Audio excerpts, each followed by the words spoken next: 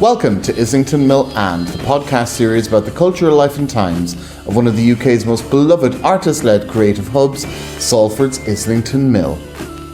So, as you might have noticed, there hasn't been a podcast uploaded in a few months now. That's because we're going through a bit of a realignment here at Islington Mill, including us moving out of Studio 409. But fear not, that doesn't mean that we're leaving the mill. We're actually relocating to a different space within the mill. And I'll probably do a podcast about that at some point when that gets done. But needless to say, we're very excited about that. And again, the mill finds itself in a bit of a transitionary period in its existence. With that in mind, I thought that it would be good to interview this month's guest, OSKAR MARCHOCK, about his upcoming grounding and centering course that he's running over the course of 6 weeks, starting at the end of June. As I thought that was something that would benefit quite a lot of people around Islington Mill, myself included, which I have signed up for the course. I'll be giving out details about the course itself towards the end of this podcast, but also you can find contact details for OSKAR in the show notes, wherever you're listening to this podcast on any of the major streaming platforms. They should have a little section of show notes, and I'll have the details of the course and the relevant links in there. And with that said and done, let's just hand over to myself again and get this podcast ball rolling.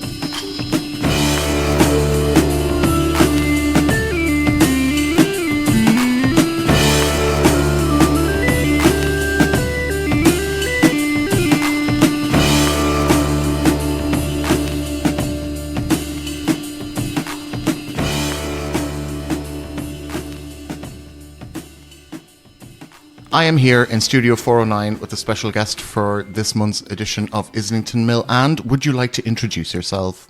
Hello, my name's OSKAR MARCHOCK, and I am a trans-masculine, non-binary person of mixed heritage, and I come and do stuff with Niall. Actually, you've been on this podcast before. Have I? You have. I interviewed you and Ames Pennington about tops. Ah. So you're not actually an Islington Milland podcast virgin. Ah, amazing. Yeah. Yes, okay. Well, then I'm an old hand at Islington Mill podcast. But yeah, I'm also a artist of multiple disciplines. I write, I draw, I occasionally make videos and do sort of performances. I'm also a Qigong and meditation teacher and coach. Okay, cool. Yeah. So you're on the podcast today to talk about a couple of different projects that you're involved in. Yes. Let's go with the first one. Okay. Which is my 6-week email course about grounding and centering, basically. It's a sort of hopefully a light touch course that will help people to explore how to build a practice in grounding and centering into their bodies, which I think is incredibly important and necessary right now, considering the sort of climate that we are living in order for us to it's a bit of a cliche really, but make better choices for ourselves in a world which is trying very hard to destabilize and scatter us so that we are distracted from the things that are really important. So yeah. What can you explain to me what grounding and centering in your body means? Or what does it mean to you? Well, I mean, I've been doing sort of meditation, Qigong, internal practices for about just over 20 years now.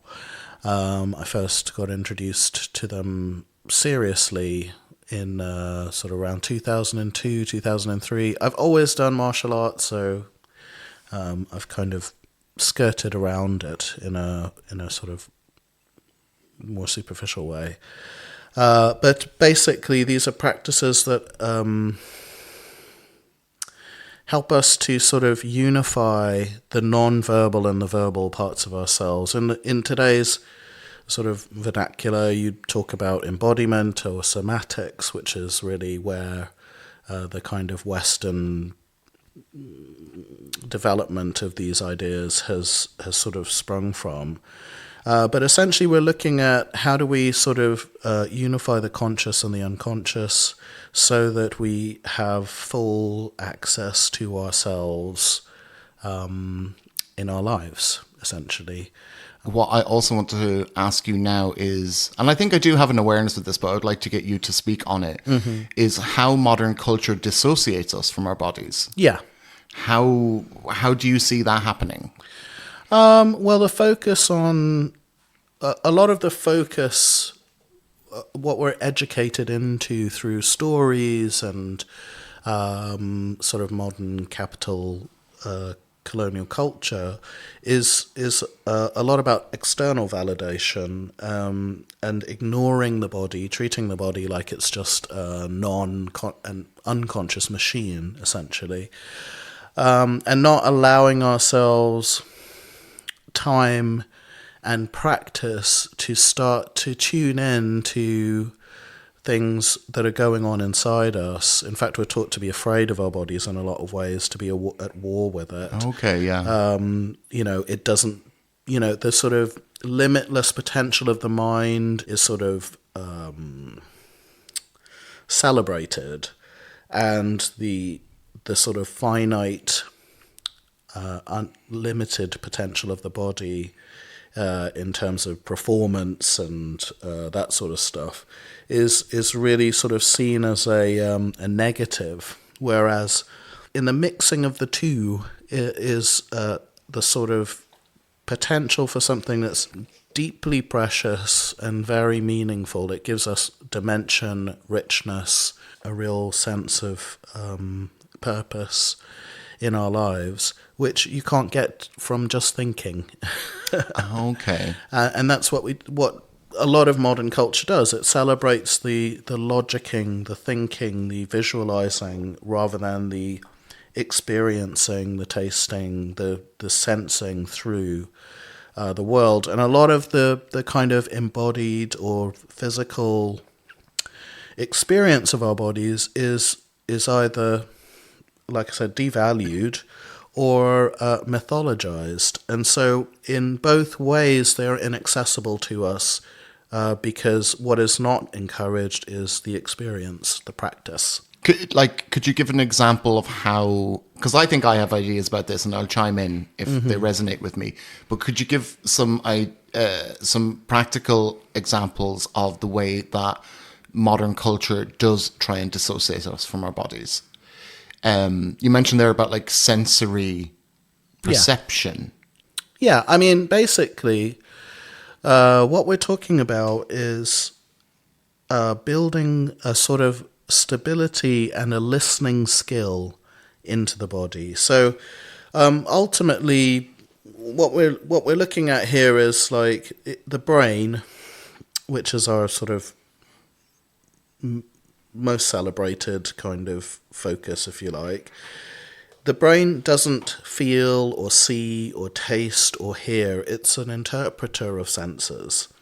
And its ability to process information is very much limited versus the sort of unconscious body processing. So our bodies take in millions and millions and millions of pieces of information through senses. It processes them and operates within that space, and the brain kind of takes the headlines and uses that for decision making. And so in these practices, what we're trying to do is develop a way of listening and tuning into what's going on inside of us so that we can start to have access to a wider kind of wisdom and insight. And a lot of this is obviously done through meditation, through thousands of years of practice in those kinds of disciplines. But we before we had like the information superhighway and this sort of bombardment of visual information stimulus, we had moments of quiet. We had moments of time to be bored, time to process the experiences that we're having so that we could allow insight and wisdom to come up and meet us in our conscious language brain when those two things sort of come together. So, we'd sit and watch the sunset, or sit and have a drink and watch the trees, and thoughts would bubble up and we'd go, oh yes, I didn't think that, but actually yes. Or I'd have a memory of something, and maybe I would turn it around in my brain and have different perspectives, so that I would gain a sense of empathy or compassion or stuff like that. So it's not really groundbreakingly exciting work as such, which makes it very difficult for people to engage with, because the brain wants to be entertained. It wants to have exciting things to do. But we also need those moments of sitting and allowing a sort of level of uncomfortableness, which then allows us to sit into stillness and sort of just sort of experience ourselves more deeply. And there's also a internal relationship building that needs to happen, because again, we're being educated into a kind of antagonistic relationship with ourselves. A lot of things like self-love and self-care are framed in a very superficial way. Yeah. So those things can be made richer and deeper if we allow ourselves to have more interesting conversations with ourselves about the things that we want to move forward with in our lives. I feel that's very interesting what you said there about, there's a couple of things coming up there that I want to kind of tie in, but this is a very free-flowing conversation, Yes. so I think we're going to flow around a lot Yeah. around some of these topics that you brought up. I was really interested there when you talked about, it's about subconscious and kind of like subconscious modes of the body that were maybe our conscious brains are not tapped into. But one thing I picked up on there is more so than the actual practice that you're talking about, which I think for me personally is, I do resonate with it, but it's also something new for me. And I think for a lot of listeners, it probably would be as well. But something I feel like I experience on a very day-to-day level is this thing that I said before about how the modern society tries to dissociate you from those things, or certainly, I mean, this is up for debate, but whether it's done purposefully or not, we certainly have so much stimulus out there that even if it's not the intent of the stimulus to disconnect you from your internal processes, it's definitely doing that. Yeah. Like, it definitely does that. And I feel like, it's interesting that you bring up that about the practice that you're talking about, because I think for a lot of people that will resonate, because while the internal life is maybe something they've not actually dug that deeply into, like you said, I think we're all very aware, especially in certain communities, especially in queer communities like this one, of the tactics is not the right word, but it's kind of the effect of modern culture in terms of trying to distract us, or certainly just not leaving a lot of space for self-reflection. Yeah. I think. Absolutely. Well, I mean, I think it's difficult to say. I think it's not helpful to position ourselves in a space where we believe that the tactics are being used like a sort of Bond villain, if you like. Okay. Realistically, there is a certain amount of deliberateness around these tactics, because the objective is to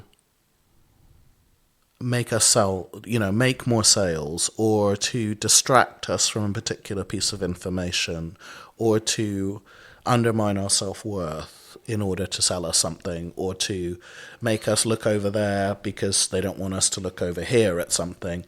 Or, in this particular timeline, we're looking at people who are actively and openly saying they want to get rid of trans and queer people, or to undermine women's bodily autonomy. So I don't think they're even hiding those agendas anymore. And the way in which they are using this kind of dissociation is by bombarding us with lots of information which creates fear, creates uncertainty, creates anxiety. And these are all ways of encouraging us to disassociate with what we're feeling because they're uncomfortable. We then look for pleasure. We look for a way of reassuring ourselves, and they just go, here you go, here's some alcohol, here's some drugs, here's a nice binge watching series. And that's not to say that we should never do these things, but we're kind of robbed of the choice when we cannot choose to sort of stabilize ourselves through a practice of grounding and centering.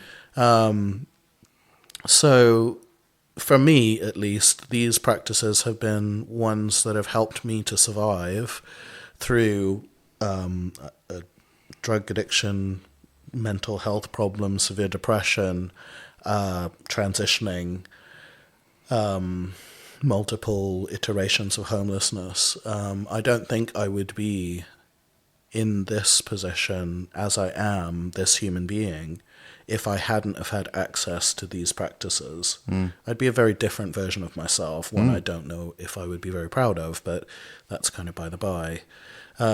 This is the version I am, and this version I am really proud of, actually, and I owe that mainly to having access to and practicing these practices.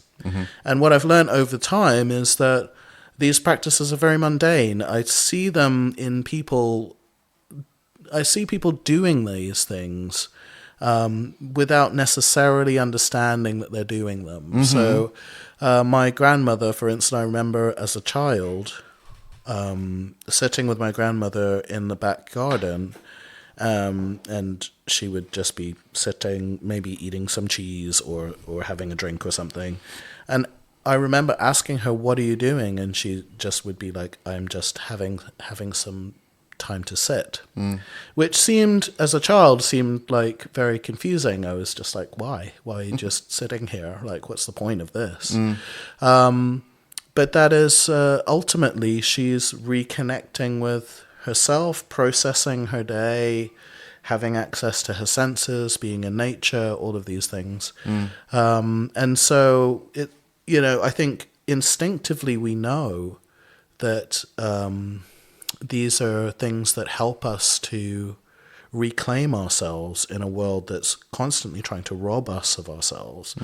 But it's very difficult to step away from that sometimes. And so often it's helpful to have a kind of structure, a kind of practice that you can then go, okay, I'm going to do this now, or I'm going to carve out some time here, or it looks like this, rather than trying to, work it out through the plethora of different Instagram shorts or stories from different people who are offering things. I'm glad that you brought that up, because that was what I was going to ask. What I was going to ask you about next is, when I go on social media, I see, actually I've got quite a well-curated social media because I'm trying not to use it much at all. But I do see sometimes some kind of like wellness chat and that kind of thing. And I wonder about how much it is being co-opted into the capitalist machine. Oh, yeah. And can you speak on that a bit? Because it's not something that I personally do myself, but I see, if not the social media posts themselves, I see a lot of people talking about them because it generates conversation around those kind of things. Of course. But it does also make me wonder about, like, oh God, that whole adage that, like, there's no ethical consumption under capitalism. Do you know what I mean? Like, even, but I do also think that, like, there's people out there doing this stuff and they're taking the piss, right? Well, the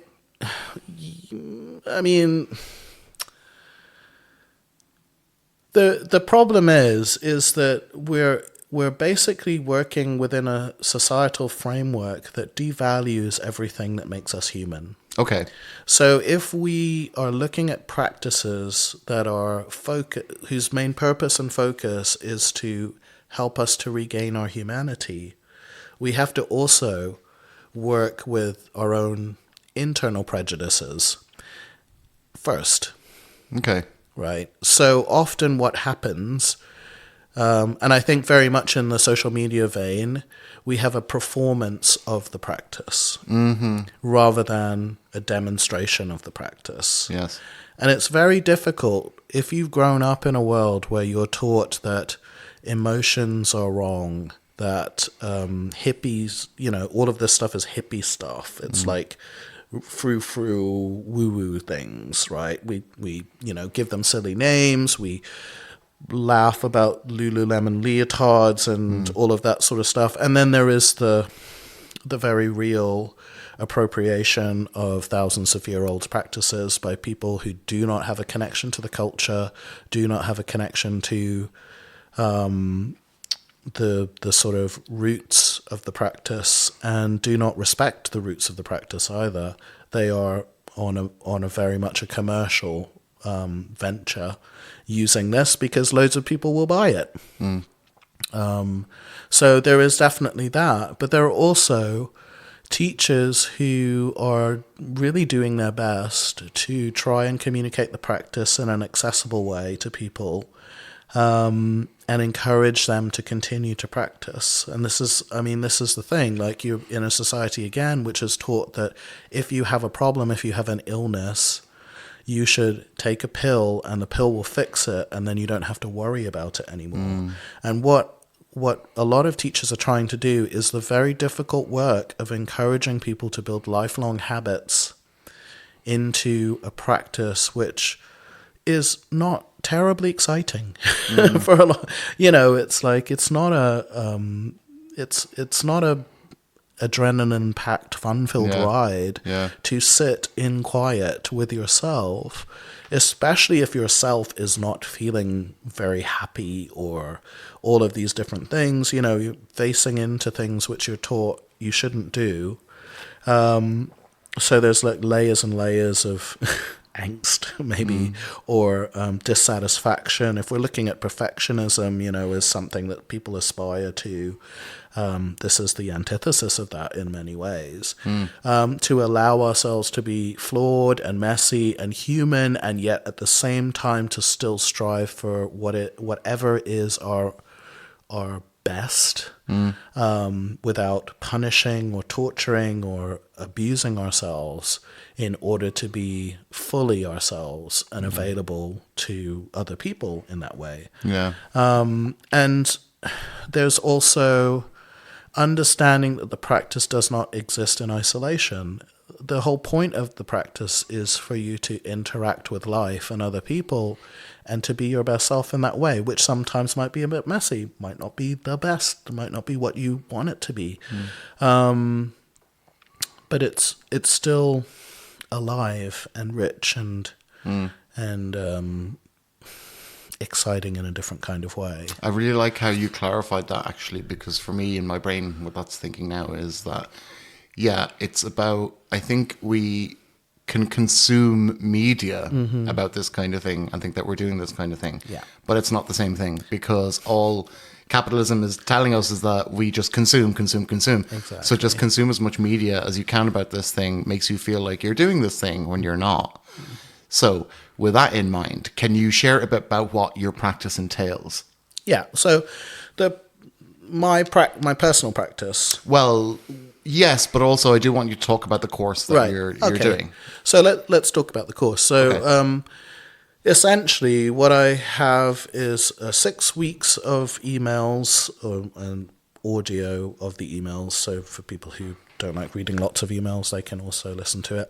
And some video practices of some very simple exercises that will help you to hopefully gently start to begin to attune to what's going on inside you, and find ways of negotiating how to do that safely and gently with yourself.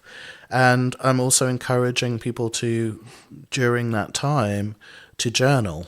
And so I ask questions for you as prompts for you to start to sort of see yourself, hopefully in a different way, and start to experiment with how you might have those conversations with yourself. For me, at the center of these practices is very much relationship building. To start to see the relationship with yourself as a living thing that you work on in order to have a juicier quality of life. I don't really have a great word for this, but it is starting to see myself as a person that I could have conversations with, that I could listen to, that I could have negotiations with about how I moved forward in my life with things I wanted to do and things I didn't want to do, changed the whole quality of my life. So in terms of basic practices, what I practice is sitting meditation, which is pretty standard. Just sitting quietly, acknowledging and recognizing the sensations and feelings that are going on inside the body, not allowing myself to be sort of drawn in, so I'm observing them as opposed to being tossed around by them, which is not as easy as it sounds. Some days it's easy and some days it's not. That is just the nature of this kind of practice. It's constantly changing. And then I also practice Qigong, Tai Chi, Shabasha, set 1 mainly, and another set which I'm training to teach, which is Baduan Jin. And I teach that on a Sunday class via Zoom. Can you talk a bit about Qigong? Yeah. And what does it mean, but also what does it mean to you? Right. There's some big questions, but It's we okay. got time. Yeah, we got time. So Qi is Qigong, which is a Chinese term. Qi is energy or potential, and Gong is work or skill acquired through practice. And so we're looking at working with the energy of the body. What is that which differentiates us from being not alive? So the physicalness of our body, blood moving, fluids moving, muscles moving, our ability to move our bodies, that's one level. We have the energy of the body, so subtle sensation, emotion, thoughts, they all produce sensations in the body if you observe that. And so we start to understand that energy is in the body, at least, is really sensation and movement. And so we start to look at that. What do those movements and sensations mean to us? What do they connect to? So if I think about a particular word, I think about the word hope. What is it that happens in my body when I think about that word? What are the sensations and movements that I experience in that word, in my body? And that also reveals the connection between our mind, our thoughts, and our physical body, right? So that's something you can use as a tool in meditation. In Qigong, we use a combination of movements, breath, and imagery in order to start to interrogate this relationship. So that's one level. We have also the health benefits of the way in which the body is moved. So we use movement in a particular way to move blood, lymph, synovial fluid, to sort of get better circulation, and that helps the body, obviously, to be healthy. We have the general sort of focus of practice is to move the body in without effort or without strain. So it's quite the opposite from if you're working in the gym. We're not interested in 110% no pain, no gain. And this idea is that we work at the relaxed capacity of the body, and through that relaxation, the energy of the body increases and allows our capacity to expand. And so we sort of work with that principle. And then you have the principle of sort of static qigong. So this is maybe you're standing in a particular pose and trying to get the body to relax and move and open. And that sort of builds what's referred to as power. But it's like increasing the capacity of the body to have qi, build up the qi in the body. And then movement is about circulation and regulation. So we're increasing capacity, but we're also increasing our resilience and our ability to regulate. So that's about it.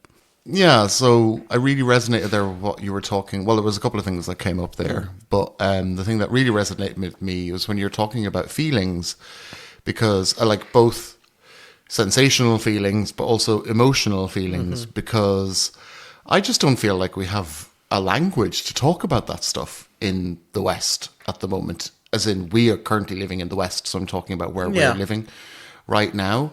And like one really good example of that is like, you know, stuff that you see in the news or stuff that comes up in the media, and we're kind of, you see images of something really horrific, but then you're told that you shouldn't think that. You shouldn't feel that the thing is horrific. You should just kind of, it's not that thing that you're feeling, it's this other thing, and you just need to accept that. And it's just like, it does make me wonder about, you know, I don't know, how do you deal with this stuff? How do we form, I don't know, like... Yeah, I mean, I think not to put myself in a position of authority here, I think is probably really important. It's just your opinion. Thinking that, in this podcast, I may sound like I'm authority on all of this, but actually this is just my personal experience in my small world as a single human being. And there are lots of different contexts which I'm not aware of, which could change the sort of outlook of these ideas. I think realistically we all have the language for emotional landscape.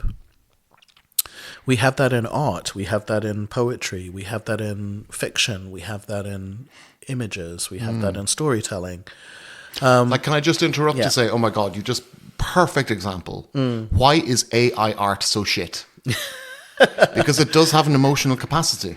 No, it doesn't have the subconscious, unconscious language of experience. Yeah, and like, you know, it might look like a pretty picture, but all my favorite art resonates with me internally, emotionally, for music, films, visual art, writing, and AI is never capable of achieving that because it doesn't have a subconscious. Is it? Is that? Well, I mean, it doesn't have experience. And also, my current bugbear, or one of them, it's not intelligence. It's processing. It's not intelligence as we understand intelligence in our own selves. It's a very large supercomputer processing lots of different algorithms in order to mimic intelligence. And so it's not really intelligence as we would understand. But you mentioned there an emotional landscape. Yeah. I've never actually heard that term before, and that's a really nice way of describing when I think about what's going on inside of me at certain points. Like, you know, like, I don't know, like I wake up and I get an email and it pisses me off. Yeah. That's a reality that I think a lot of people can resonate with. For sure. But there's absolutely no discussion about like, okay, if something is pissing you off, what does that mean? Yeah, you know? I think what we've come to is, again, through the tools of colonialism and capitalism, a stripping away of humanity in order to manage what are essentially very human problems or very human experiences, and find solutions to a lack of productivity and profitability, as opposed to celebrating, savoring, enjoying, wondering, ruminating, dancing with, getting creative with our real human experience in a universe that we have come to visit for a very short time. We as human beings, we operate on a very big context in multiple dimensions. And we have created a society, or a small group of us have created a society or a narrative which is all about taking away these things from us in order to be productive, in order to be profitable, in order to be successful. But we don't interrogate what those things mean, because we don't, a lot of us don't have time, we don't have money, a lot of the ways in which we would be able to find the stability to do that have been taken away from us because of the way in which the context in which we're existing is forcing us to make those kinds of choices. But also, some of those choices are unconscious because we do not have what's available to us in order to take a step back and say, oh, actually, I've been told this, but is it really true? Mm-hmm. Or I've seen these people who have lots of followers live their lives in this particular way, but is this really how I want to live my life? And so, again, grounding and centering gives us a first step into being able to start to ask ourselves, who am I? What is this life that I'm in? What am I choosing? Mm-hmm. And how do I make more of those choices or less of those choices, depending on what it is that we're looking for? You mentioned colonialism there and its effect in propagating this kind of thing that you're talking about. Could you speak a bit more on that? Because I find that personally a very interesting subject, but I'd like you to speak on it a little bit. Yeah, again, I'm not an expert. I'm just speaking from my own lived experience. I am a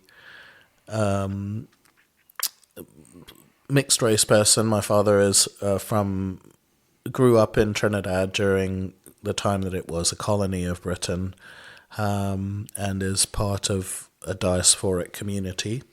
And my mum is Welsh, mining stock. So that's my experience, basically. What I've come to, I guess, see through my own interrogation in myself of colonialism is that it is very much about stripping us of the things that are valuable about ourselves as human beings through the mechanisms of shame. So we're taught to be ashamed of our roots, for want of a better word, or of our cultures, that those cultures are of less value than the dominant culture, even though that dominant culture is continually recycling the cultures of those that it's denigrated and giving them back to us in order to profit, basically. Mm. So, yoga is a perfect example of this. Okay, how you have yoga is a incredibly expansive, deep, wide, and multifaceted philosophy, practice, way of living and relating to ourselves and interrogating our existence. And it's been reduced to Lululemon. I'm sorry, Lululemon. Sorry, Lulu. You'll never be using me for a sponsorship, but there you go. Do they even do them in our sizes? I doubt it. Lululemon handkerchief available for you. Goat yoga and all of these things, which are, if you're serious about the practice, would just be absurd. Mm. Because the point of the the point of it is to sell you a product, not to get you to engage in a process of understanding your humanity. And then living with the purpose of expanding yourself to be the most human and alive you can possibly be. And it's the same with Tai Chi and Qigong, which are probably cultural perspectives I should be speaking more from, because those are actually of my own history and not yoga. But there's a sort of more interest in Qigong and Tai Chi in the last few years. I've seen that come up, and we have like these sort of courses where you can become a Tai Chi teacher if they're doing 20 hours, and this is basically absurd. Okay. Like, Tai Chi is an incredibly complex Right. bit of technology, human technology, if you like. It's a martial art, it's a health system, it's a meditation system, depending on how you want to approach it. It's incredibly complex, incredibly difficult to master, and somebody is telling you that you are qualified to teach it after doing 200 hours or a weekend. It is absurd, basically. Yeah. You don't go, oh, you can, hop on over to Cambridge and hang out there for a couple of weeks, and then we'll give you a PhD, basically. I feel like this has also got to do with Western modes of education. Well, I mean, your Western education system is a pillar of colonialism Sure. itself, right? But for me, what I'm speaking to there is just, it's like a finite timeline. Like, you have 6 years from the age of 12 to 18 Yes. to learn everything that you need to learn to become a fully functioning adult. Exactly. And if you choose to do more, you have 3 to 4 years in a higher level education, and then that's it. And then you're done. And then you're done. And it's, from my point of view, is like, I love learning things, and I feel like I'm always going to be a student until the day I die. And even when I'm on death's door, I'm going to be learning, okay, this is this death thing. Let's do it. Like, I'm going to be experiencing something new for the first time as well, which is something that's always fascinated me throughout my life. Which I know sounds a bit morbid, but hey, deal with it. No, I'm here for it. I mean, in a lot of the practices that I'm engaged in, death is like just the doorway to the next level of the practice. Yeah. So, or the game, depending on who you're talking to. But like it's not a finishing place. It's a beginning. It's transition. So, it is, and that's like how exciting is it to be a human being who lives in those dimensions, right? If you're living in a world where these things are beginnings, things to be curious about, things to explore, as opposed to things to run away from, things to cut out, things to make go away. I just feel like it's a much better use of our potential, for want of a better word. Yeah, like, personally, I'm somebody who has, I've had a few very close people die in my life. So I've gone through grief, and I've experienced death up close. So it's not something I'm like shy of or that scared of. I don't think it's a pleasant thing, but I'm also, it's a fact of life and stuff. And there came a point, I made some decisions about certain things in my life that I'm not going to go into here, but it was like, I do not want to be on my deathbed and have the thought that, oh, I wish I did more. Absolutely.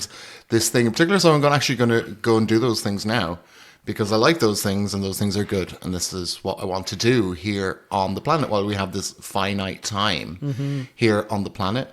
But like, it seems like we're just obsessed with not dying at the moment. We're obsessed with like continuing life on beyond the capacity to have a nice life, actually, to just like, don't die, just run away from it, just keep denying it. And it seems very counterintuitive. And it's also just, I don't know, I think there are certain cultures, like I'm Irish and I grew up in a culture where death is, Irish people do death like we do death. We have wakes, we have celebrations, you're encouraged to be upset and all that stuff. And coming over to the UK and seeing how badly I feel personally, in my opinion, people over here deal with death, it was just like, oh no, this isn't good. Yeah, but death is a very powerful reminder of how precious our lives are. Mm-hmm. Without the finiteness of our life, we would never choose to do the things that are important. And that's kind of the point of why we have an obsession with immortality, if you like, because what can be more distracting from making time to do the things that are important to you more than the idea that you will just keep going on forever. Mm-hmm. Even in some of the Buddhist meditation teachers that I've worked with or studied with, they say don't become don't sort of become reliant on this idea of reincarnation. Meditate as if this was the only life you have. There's a preciousness that's been afforded to us in this form, in this life. Make the best out of it. Don't just go, oh, I'll deal with that in my next life. You know what I mean? It's just allowing yourself to, procrastinate or let yourself off the hook for something that may be very meaningful to you. Because there is a certain amount of uncomfortableness or effort or courage that you must engage with in order to do the things that are important. Mm-hmm. And that's just, a fact of our existence. I do agree with you there. That's absolutely true. I do also find some solace in the idea of resurrection or multiple lives being lived as well, though, when I think about the people in my own life who have passed. Yeah. And in my brain are like, well, they're starting a new adventure. Yeah. I remember when I lost a very close friend when I was about 16. And at school at that point, I was educated in a very religious school. I remember it wasn't an argument as such, but it was a discussion that I was having with one of the teachers. It was actually around the Gaelic language. There was only 3 of us who took that class by that point, which was the final year of school. So my friend, who was one of the 3 people of us in the class, so when he passed away, there was only the 2 of us left with our teacher. So it became very intense. And our teacher herself had lost her father very early, quite around similar time, like maybe a year before.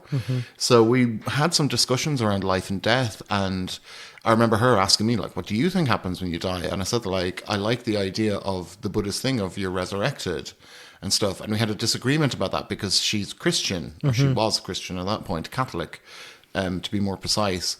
But just that idea of resurrection is very comforting as well, in terms of the idea that, like, how to describe this, that like life can be infinite. And so the people I love are still out there somewhere. They're just new people. Oh, yeah, for sure. I mean, it's not a binary thing. Yeah. The idea that you live your life as if it was the only life that you had is a way of gently, hopefully, motivating yourself to do the things that are important. But also, energy cannot be destroyed or created. It can only be transformed. So these 2 things exist in parallel with each other. And like, it's our choice on how we use these ideas in order to help us shape a reality that allows us to be the most alive and the best that we can possibly be. And we're like, however many minutes, 40 minutes into the podcast now. Nice. And you've just said the word energy. Energy is the word I've been, like, it's been at the tip of my brain, but I haven't said it the entire podcast. Because I'm kind of like, we accept energy as being a reality. Even like Newtonian physics and science as a whole accepts that energy is a reality. But we don't know what that is. No. We don't know what it is. We don't know how it means. And we don't really know how it functions in our day-to-day lives. Like, in terms of one of the most direct ways I have of thinking about energy is sex. So like even just the physical thing of being turned on by someone or something you see is a kind of energy that is being transferred onto you, and then you're holding that energy and you have a wank or something, you know what I mean? Like you do something or you don't, or it goes away, blah, blah, blah. But that's real. Like that's real. Absolutely. And that's, I think, something that this is what I've been trying to, it's funny that this is what I mean, we're this far into the podcast and I finally managed to articulate the thing I've been trying to say for the whole podcast is that there is reality there, and energy is such a fascinating thing because we all know it's real. Science, like undisputable, objective science, Einstein, it's real. Yet, what is it and what does it mean? We don't really know. And that whole thing of like energy cannot be stopped, it just transmutes into other energy is like, it's so radical, those thoughts. And I don't know, it's just yeah, I don't know where I'm going with that. I just want to say. I think, yeah, I mean, we've been talking about energy the whole time. Really. Yeah. So, We have, I mean, yeah. I tend to not use the word energy in relation to these kind of principles because a lot of the language of energy in this particular vein is more of a magicalized, mythologized sort of what people would call woo-woo sort of way that it's being used.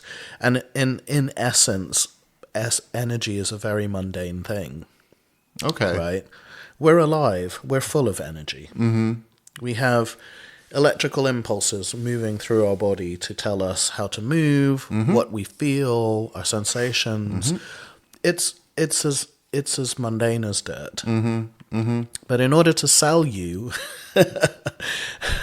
something special that will elevate you to a new evolution of humanness, we have to, well, not me, but other people who are selling this stuff, they want to make it about being special, about being something otherworldly or better than human or these sorts of things.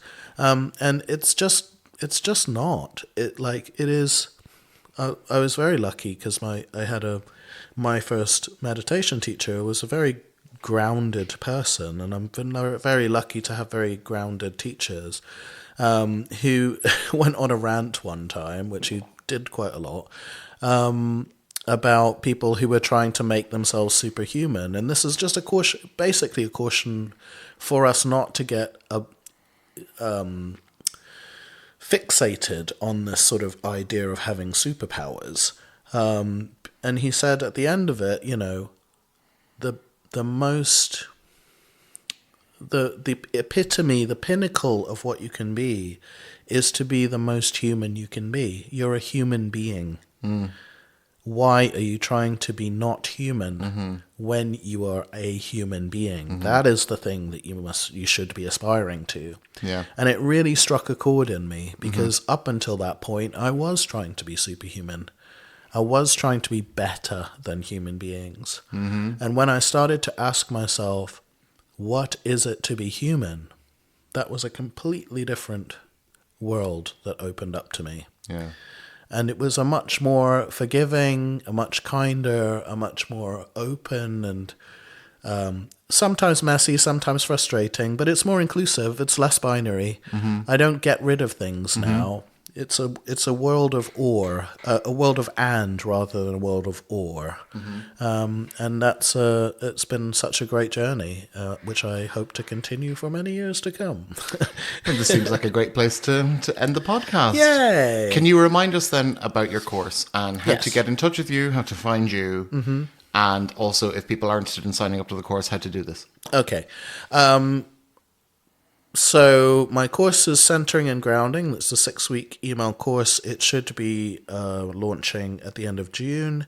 There is a early bird sign-up sheet that is on my website, which is www.wanderingtaichi.co.uk. Wandering as in Wonderwall. As in wandering around. Wandering as in W-A-N, Wandering Star. as opposed to W-O-N. So what is it again? Wandering Tai Chi. Wandering Tai Chi. All one word. I'll put this in the show notes, Yeah. and it'll be linked all over. But Yeah. There's also a Facebook page for Wandering Tai Chi, and there's a link there as well for the early sign-up form. Oh, okay. If For you all want the old heads who still use Facebook. yeah, Yeah. I resent that remark. I don't feel old at all. If you wanted to get in touch with me via email, you could contact me at OSKAR, OSKAR, at digitaloscar.co.uk. If you wanted to do coaching or find out more about my classes, that sort of stuff. Yeah. Cool. And we haven't even talked about the podcast We series that me haven't, and you are no. prepping as well, but that'll be for the listeners to find out at another time. Thank you very much, Oscar. Thank you.